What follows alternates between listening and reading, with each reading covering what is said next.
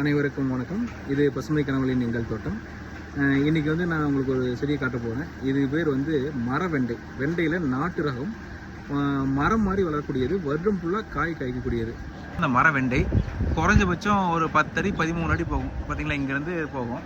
இதில் என்ன ஒரு இதுனா, ஒரு செடி வச்சிங்கன்னா போதும், ஒரு வீட்டுக்கு தேவைக்கு அதிகமான அளவுக்கே வெண்டைக்காய் வரும். இப்போ இதில் பாருங்கள், இது ஒரு மரம். இப்போ இந்த டாப்பில் இங்கேயே 2-3 காய் இருக்குது. இது அப்படியே கீழே வந்தீங்கன்னா இந்த வாதில் ஒரு 3 காய் இருக்குது.